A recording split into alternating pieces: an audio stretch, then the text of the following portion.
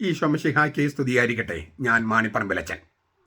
ദേവാലയത്തിൻ്റെ ഘടന, ദേവാലയത്തിലെ ഉപയോഗിക്കുന്ന സംഗതികൾ, അങ്ങനെ തിരുവസ്ത്രങ്ങൾ, അങ്ങനെ പലതുമാണ് നമ്മൾ ചർച്ച ചെയ്തുകൊണ്ടിരിക്കുന്നത്. ഇന്ന് അതിൽ 36ാമത്തെ ഐറ്റമായിട്ട് നമ്മൾ ചർച്ച ചെയ്യുന്നത് ഊറാറ അല്ലെങ്കിൽ ഊറാല. ഓർദോ സെലബ്രാസിയോനിസ് കൂദാശ എന്ന് പറഞ്ഞിട്ട് റോമായിൽ നിന്ന് 1959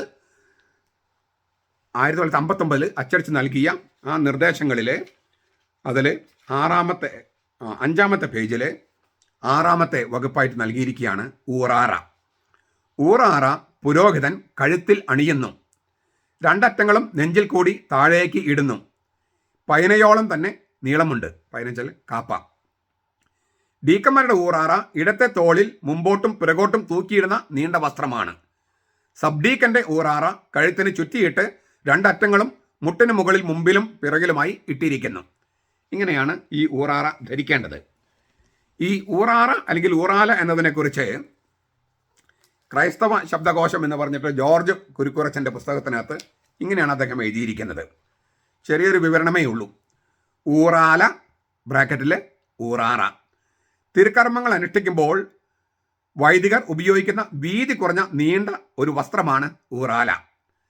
കഴുത്തിലിടുന്നതിനെ നെടിയ ഊറാല എന്നും കയ്യിലിടുന്നതിനെ കയ്യൂറാല എന്നുമാണ് പറയാറ്.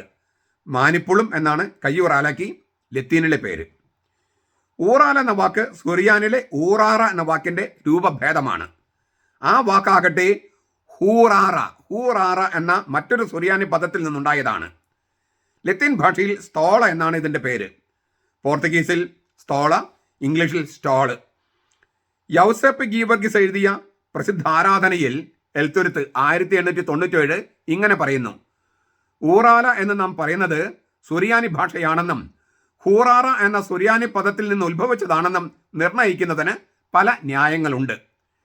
കൽദായ സുറിയാനി ഭാഷയിൽ ദേവദ്രവ്യാനുമാന പരിചരണ ക്രമപുസ്തകത്തിൽ ഊറാല എന്ന് നാം പറയുന്നതിന് ഹൂറാറ എന്ന നാമം ഉപയോഗിച്ചിരിക്കുന്നതായി കാണുന്നുണ്ട്. പുറം 144. എസ്തല എന്ന് ഒരു സുറിയാനി പദമുണ്ട്. അത് ലത്തീനിലെ സ്തോളയിൽ നിന്ന് വന്നതാണ്.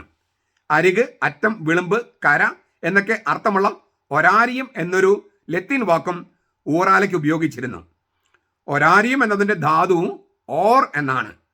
ആ ഇൻഡോ ആര്യൻ പദം പോർത്തുഗീസിലും പാലിയിലും മലയാളത്തിലുമൊക്കെ ഉണ്ട്. മലയോരം, കടലോരം. അപ്പോൾ ഓർ എന്ന് പറഞ്ഞാൽ അരിക്, അറ്റം, വിളുമ്പ് എന്നൊക്കെ, കര എന്നൊക്കെ അർത്ഥമുള്ളത്. ഇത്രയുമാണ് കുരുക്കുറച്ചൻ പറയുന്നത്. ഇതിൻ്റെ എല്ലാം വെളിച്ചത്തിൽ നമുക്ക് ഊറാറ അല്ലെങ്കിൽ ഊറാല എന്നതിനെക്കുറിച്ചുള്ള അത്യാവശ്യം കുറച്ച് കാര്യങ്ങൾ മനസ്സിലാക്കാം. നമ്മൾ കേട്ടതുപോലെ ഹൂറാറ എന്ന പദത്തിൽ നിന്നാണ് ഊറാറ നിഷ്പന്നമാകുന്നത്. രാരിയും എന്നതിൻ്റെ ധാതു ഓർ എന്നാണ്. രാരിയും, അതിൽ നിന്നാണ് ഊറാറ എന്ന വാക്ക് ഉത്ഭവിക്കുന്നത്. യഹൂദരുടെ പ്രാർത്ഥന കുപ്പായത്തെ പ്രയർ ഷോൾ ഉണ്ടല്ലോ, പ്രയർ ഷോൾ, തല്ലിത്ത എന്നാണ് വിളിക്കുക. ഊറാറയേക്കാൾ അല്പം കൂടെ വീതിയുള്ള ഷോളാണിത്.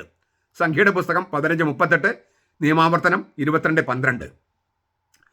സുറിയാനിലെ എസ്തല, ഹീബ്രുവിലെ തല്ലിത്ത് എന്നിവയോട് കൂടെ ഊറാറയുടെ അംശങ്ങളും ചേർന്നിട്ടായിരിക്കണം ഊറാല എന്ന വാക്കും സുറിയാനി സഭയിൽ വ്യാപകമായത്. എസ്തല, തല്ലിത്ത്, അപ്പോൾ അതിലത്തെ ലാ എലമെൻറ്റും പിന്നെ ഈ പറഞ്ഞ ഹൂറാറ എന്ന വാക്ക്, അപ്പോൾ സുറിയാനിയും ഹീബ്രും ഒക്കെ ചേർന്നിട്ടാണ് ഈ ഊറാറ പിന്നെ ഊറാല എന്ന വാക്ക് മലയാളത്തിൽ നമ്മൾ ഉപയോഗിക്കും. സുറിയാനി വാക്കാണ് മലയാളത്തിൽ ഉപയോഗിക്കാൻ തുടങ്ങിയത്. ഒരു കാലത്ത് രാജാവിൻ്റെ അലങ്കാരവും ചിഹ്നവുമായിരുന്നു ഊറാറ. രാജാക്കന്മാരുടെ രാജാവായ ക്രിസ്തുവിനെ വെളിപാട് പുസ്തകം 19:16 ധരിക്കുകയാണ് ഊറാറ അണിയുമ്പോൾ. അതായത് രാജാവിൻ്റെ അലങ്കാരവും ചിഹ്നവുമായിരുന്നു ഈ ഊറാറ എന്ന് പറയുന്നത്. രാജാക്കന്മാരുടെ രാജാവാണ് ക്രിസ്തു. വെളിപാട് പുസ്തകം 19:16. അപ്പോൾ ഊറാറ അണിയുമ്പോൾ രാജാക്കന്മാരുടെ രാജാവായ ക്രിസ്തുവിനെ അണിയുകയാണ്. നമ്മൾ കേട്ടതുപോലെ ഹേപ്പുദിയാക്കന, സബ്ഡീക്കൻ, അത് കഴുത്തിൽ ചുറ്റി അറ്റങ്ങൾ പുറകിലേക്കും മുന്നിലേക്കും വീണ് കിടക്കുന്ന തരത്തിലാണ് കഴുത്തിൽ ചുറ്റിയിട്ട്. ശംശാന അഥവാ ഡീക്കൻ അത് ഇടത്തെ തോളിൽ മുമ്പിലും പുറകിലും തുല്യമായി കിടക്കുന്ന തരത്തിൽ ധരിക്കുന്നു. അത് മുൻവശത്തെ കണങ്കാൽ വരെ എത്തുന്നു. ഇടത് തോൾ സേവന മനസ്കതയുടെയും സേവകന്റെ വിധേയത്വത്തിൻ്റെയും പ്രതീകമായിട്ടാണ് സുറിയാനി പാരമ്പര്യത്തിൽ അറിയപ്പെടുന്നത്. അതുകൊണ്ടാണ് ഇടത്തെ തോളിൽ അത് ഇടുന്നത്. കശീശ എന്ന പുരോഹിതൻ കഴുത്തിൽ സൂനാറ ധരിച്ചതിന് ശേഷം ഇരു തോളുകളിലൂടെ മുമ്പിലേക്ക് നീട്ടിയിടുകയാണ് ഊറാല. ഊറാല അങ്ങനെ ചെയ്യുകയാണ് ചെയ്യുന്നത്. അതായത് സൂനാറം ധരിച്ചതിന് ശേഷം ഊറാല അല്ലെങ്കിൽ ഊറാറ ഇങ്ങനെ ഇരു തോളിലൂടെ മുമ്പിലേക്ക് നീട്ടിയിടുന്നു. രണ്ടറ്റവും കൊത്തിനയോളം നീളമുണ്ട്, അല്ലെങ്കിൽ പൈനയോളം, പൈന വെച്ചാൽ കാപ്പ നീളമുണ്ട്. പൈന എന്ന കാപ്പയുടെ അതേ തുണി കൊണ്ടാണ് ഈ ഊറാറ അല്ലെങ്കിൽ ഊറാല നിർമ്മിക്കുന്നത്. ശുശ്രൂഷ പൗരോഹിത്യത്തിൻ്റെയും പ്രതീകമാണിത്. രാജാക്കന്മാരുടെ രാജാവിൻ്റെ പ്രതീകം തന്നെയല്ല, മഹാപുരോഹിതനായ ക്രിസ്തുവിൻ്റെ പ്രതീകമാണിത്. വിശുദ്ധ ശുശ്രൂഷയ്ക്ക്, അതായത് ദൈവത്തെ ശുശ്രൂഷിക്കുന്ന ലിറ്റർജി, ദൈവ ശുശ്രൂഷയാണ് ലിറ്റർജി. ആ ലിറ്റർജിക്ക് ഒരാൾ നിയോഗിക്കപ്പെട്ട് മാറ്റി നിർത്തപ്പെട്ടിരിക്കുന്നതിൻ്റെ അടയാളമാണിത്.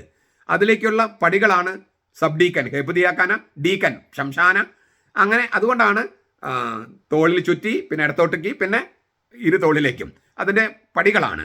അതായത് ലിറ്റർജി എന്ന ദൈവ ശുശ്രൂഷയ്ക്ക് ഒരാൾ മാറ്റി നിർത്തപ്പെട്ടതിൻ്റെ പ്രതീകമാണ് ഊറാല അല്ലെങ്കിൽ ഊറാറ. കൂദാശകളോ കൂദാശ അനുകരണങ്ങളോ പരികർമ്മം ചെയ്യാൻ കർത്താവ് വാഴിച്ചതിൻ്റെയും സഭ നിയമിച്ച അധികാരം നൽകുന്നതിൻ്റെയും ഔദ്യോഗിക അടയാളമാണിത്. പുതിയ നിയമത്തിൽ ഒരൊറ്റ പുരോഹിതനേ ഉള്ളൂ, ഈശോ മിശിഹ. ആ മിശിഹയുടെ പൗരോഹിത്യത്തിൽ പങ്കുപറ്റുന്ന ആൾക്ക് ഉപയോഗിക്കാവുന്ന തിരുവസ്ത്രമാണ് ഊറാറ. ദൈവത്തിൻ്റെ മഹത്വത്തിനായുള്ള പ്രവർത്തനങ്ങളാൽ തന്നെ തന്നെ ധന്യനാക്കാനുള്ള ആഹ്വാനമായും ഓർമ്മപ്പെടുത്തലായും വൈദികൻ ഇത് അണിയുന്നു. അതിനാൽ ഊറാറ ധരിപ്പിക്കുമ്പോൾ മേൽപ്പട്ടക്കാരനായ മെത്രാൻ ഇങ്ങനെ ചൊല്ലുന്നു: നീതിയുടെ പ്രഭയാൽ അങ്ങയുടെ ദാസനെ പ്രശോഭിപ്പിക്കണമേ, വിശുദ്ധിയുടെ നിർമ്മല പ്രവൃത്തികൾ കൊണ്ട് ഇയാളുടെ ആത്മാവിനെ അലങ്കരിക്കണമേ. പൗരോഹിത്യത്തിൻ്റെ ചൈതന്യത്തെയാണ് ഇവിടെ ആത്മാവെന്ന് ഉദ്ദേശിക്കുന്നത്. ഇപ്പം നമ്മൾ സമാധാനം നിങ്ങളോട് കൂടെ എന്ന് പറയുമ്പോൾ അങ്ങയോടും അങ്ങയുടെ ആത്മാവോടും കൂടെ. എന്താണ് ഈ ആത്മാവോടും കൂടെ എന്ന് പറഞ്ഞാൽ? ആത്മാവെന്നോട് ഉദ്ദേശിക്കുന്നത് മനുഷ്യൻ്റെ ആത്മാവെന്നല്ല, പൗരോഹിത്യത്തിൻ്റെ ആത്മാവ് എന്നാണ്. അപ്പോൾ ഈ വിശുദ്ധിയുടെ നിർമ്മല പ്രവൃത്തികൾ കൊണ്ട് ഇയാളുടെ ആത്മാവിനെ അലങ്കരിക്കണമെന്ന് പറഞ്ഞാൽ ഇയാളുടെ പൗരോഹിത്യമാകുന്ന ആത്മാവിനെ എന്നാണ് ഉദ്ദേശിക്കുന്നത്, പൗരോഹിത്യത്തിൻ്റെ ആത്മാവിനെ എന്നാണ്. പൗരോഹിത്യത്തിൻ്റെ ചൈതന്യത്തെയാണ് ആത്മാവ് എന്നതുകൊണ്ട് ഉദ്ദേശിക്കുന്നത്. മാർ തേദോർ ഊറാറയെ വിശേഷിപ്പിക്കുന്നത് ഇങ്ങനെയാണ്: മാലാഖമാർ പറന്നു നിൽക്കുന്നവരുടെ തുല്യമാണ് ഊറാറ. ഈ ഊറാറ അണിഞ്ഞ വൈദികൻ, മാലാഖമാർ പറന്നു നിൽക്കുന്നവരുടെ തുല്യമാണ് ഊറാറ അണിഞ്ഞ വൈദികൻ. ഊറാറയുടെ സ്വതന്ത്രമായി കിടക്കുന്ന രണ്ടറ്റങ്ങളും മാലാഖയുടെ ചിറകുകളുടെ ഉപമിക്കാം, ഇങ്ങനെ സ്വതന്ത്രമായി കിടക്കുകയാണ്. വൈദികന്റെ ശുശ്രൂഷ അടിമത്തത്തിൻ്റെതല്ല, സ്വാതന്ത്ര്യത്തിൻ്റെതാണ് എന്ന ഒരു സൂചനയും അതുണ്ട്. അതാണ് ഈ സ്വതന്ത്രമായി കിടക്കുന്ന ഊറാറ വെളിപ്പെടുത്തുന്നത്. അതായത് തങ്ങളായിരിക്കുന്ന മിശിഹായിലുള്ള സ്വാതന്ത്ര്യം, അത് അവരെ പറക്കാനായിട്ട്, ദൈവ ശുശ്രൂഷയ്ക്കായി സ്വർഗത്തെങ്കിലേക്ക് പറക്കാനായിട്ട് അവരെ സഹായിക്കുന്നതാണ്. അതുകൊണ്ടാണ് ഈ ഊറാറ, സൂനാറ എന്ന് പറഞ്ഞ അരക്കെട്ട് അല്ലെങ്കിൽ അരക്കച്ചയ്ക്ക് മുകളിലായിട്ട് ഊറാറ സ്വതന്ത്രമായി ഇടുന്നത്. ഈ പൗരോഹിത്യത്തിൻ്റെ ചിറകുകൾ ഉപയോഗിച്ച് മാലഖമാർ പറക്കുന്നത് പോലെ മധുബഹ എന്ന സ്വർഗത്തിലേക്ക് പറക്കാൻ വൈദികന് കഴിയുക എന്നുള്ളതാണ്. ഇതാണ് സ്വാതന്ത്ര്യം എന്ന് പറയുന്നത്, മാലാഖയുടെ ചിറക് പോലെ പറക്കാനായിട്ട്. ചില വൈദികര് സൗകര്യം അനുസരിച്ച് ഈ ഊറാറ സൂനാറയുടെ ഉള്ളിലാക്കും. അപ്പം ഇങ്ങനെ തെന്നിപ്പോകില്ല എന്നൊക്കെ വിചാരിച്ചിട്ട്. അപ്പോൾ ഊറാറ സ്വതന്ത്രമായി കിടക്കുന്നതിന് പകരം അതിൻ്റെ രണ്ടറ്റങ്ങളും സൂനാറയുടെ ഉള്ളിലൂടെ താഴേക്ക് ഇടുന്നു. അപ്പോൾ അതിൻ്റെ ഒരു പ്രതീകത്തിലൊരു മങ്ങലേൽക്കും. മാലാഖയുടെ ചിറകുകൾ, അതായത് മിശിഹായിലുള്ള പൗരോഹിത്യ സ്വാതന്ത്ര്യം, അത് ബന്ധിക്കപ്പെട്ട് കിടക്കുന്ന പോലെയാണ്, പറക്കാൻ പറ്റില്ല. അപ്പോൾ ഒരു സൗകര്യത്തിന് വേണ്ടി അങ്ങനെ ചെയ്യുമ്പോൾ ഈ പൗരോഹിത്യത്തിൻ്റെ ചിറകുകളാണ് ഈ ഊറാറ. മാലാഖമാരെ പോലെ പറന്ന് സ്വർഗീയ സിംഹാസനത്തിലേക്ക്, സ്വർഗത്തിലേക്ക് പറക്കുക, ഇല്ലേ? ആ മിശിഹായിൽ സ്വാതന്ത്ര്യം അനുഭവിക്കുക. ഈ ദൈവശാസ്ത്രങ്ങൾക്കൊക്കെ മങ്ങലേൽക്കും ഈ ഊറാറ സൂനാറയുടെ ഉള്ളിൽ കൂടെ ഇട്ട് കഴിഞ്ഞാൽ. സ്വാഭാവികമായിട്ട് ചില ചോദ്യം, വൈവിധ്യം സുന്ദരമല്ലേ എന്ന്. വൈവിധ്യം സുന്ദരം തന്നെ. എങ്കിലും കത്തോലിക്ക സഭയിൽ 24 സഭകൾ തമ്മിൽ ഇല്ലേ വൈവിധ്യങ്ങളുണ്ട്. നല്ലതുമാണ്, വേണ്ടതുമാണ്. എന്നാൽ ഒരു സഭയ്ക്കുള്ളിൽ, അതും സുറിയാനി കത്തോലിക്ക സഭ പോലെ ചെറിയൊരു സഭയ്ക്കുള്ളിൽ, ഓരോ രൂപതകൾ തോറും, ഓരോ ഇടവകകൾ തോറും, ഓരോ വൈദികൻ തോറും വൈവിധ്യമുണ്ടായാൽ അത് സുന്ദരമാണോ അരോചകമാണോ? അരോചകമാണ്. സഭകൾ തമ്മിൽ വൈവിധ്യങ്ങൾ വേണം. ഒരു സഭയ്ക്കുള്ളിൽ ഓരോ രൂപതകൾ തോറും, ഓരോ ഇടവകൾ തോറും, ഓരോ വൈദികൻ തോറും വൈവിധ്യങ്ങളായാലോ അപ്പോൾ ഒട്ടും ഐക്യമുണ്ടാകില്ല, ഐക്യരൂപി ഉണ്ടാകില്ല, അരോചകമായിരിക്കും, സൗന്ദര്യം ഉണ്ടാകില്ല. ഓരോ വൈദികനും തോന്നിയതുപോലുള്ള വൈവിധ്യം സൃഷ്ടിക്കുന്നത് സഭയുടെ ഐക്യതയ്ക്കും വിഘാതമാണ്, ലിറ്റർജിയുടെ സൗന്ദര്യത്തിനും വിഘാതമാണ്. അതിനാൽ ഈ ഒരു സഭയുടെ ഉള്ളിൽ ഏകതാനത വേണം. സഭകൾ തമ്മിൽ വൈവിധ്യങ്ങൾ വേണം, പക്ഷെ ഒരു സഭയ്ക്കുള്ളിൽ ഐക്യരൂപ്യം വേണം. അതുകൊണ്ടാണ് നമ്മൾ ഇപ്പോൾ എന്തെല്ലാം പ്രശ്നങ്ങളുണ്ടെങ്കിലും ആ ഐക്യതയും സൃഷ്ടിക്കാൻ വേണ്ടി സഭ നിലപാടുകൾ എടുക്കുന്നത്. ഊറാറയുടെ ദൈവശാസ്ത്രം നോക്കൂ. ഞാൻ പറഞ്ഞ ദൈവശാസ്ത്രങ്ങളൊക്കെ നോക്കണം. ഏറ്റവും അവസാനം പറഞ്ഞ കാര്യം മാത്രം കേൾക്കാതെ ഞാൻ മുമ്പ് പറഞ്ഞ കാര്യങ്ങൾ, അതിലത്തെ ഒരു കാര്യം മാത്രം ഞാൻ ഒന്നുകൂടി ആവർത്തിക്കാൻ ആഗ്രഹിക്കുകയാണ്. അതായത് പൗരോഹിത്യത്തിൻ്റെ ചിറകുകളാണ് ഈ ഊറാറ. യേശുവിൻ്റെ രാജ്യത്വത്തിൻ്റെയും പൗരോഹിത്യത്തിൻ്റെയും പ്രതീകമാണത്. ആ മാലാഖമാർക്ക് ചിറകുള്ളതുപോലെ പുരോഹിതന് പൗരോഹിത്യത്തിന് ചിറകുകൾ കൊടുത്തിരിക്കുകയാണ്. എന്തിനാ?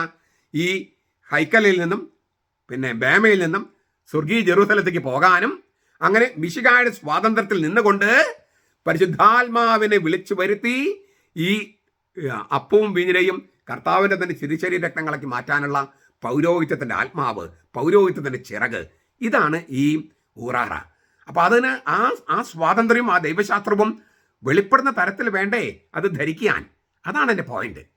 അങ്ങനെ വൈദികർക്കത് മനസ്സിലാകട്ടെ. മനസ്സിലാകാത്ത വൈദികർക്ക് പറഞ്ഞു കൊടുക്കാൻ അൽമായർക്ക് സ്വാതന്ത്ര്യമുണ്ടെങ്കിൽ, അതിനുള്ള അടുപ്പമുണ്ടെങ്കിൽ നിങ്ങൾ അങ്ങനെ ചെയ്യുക.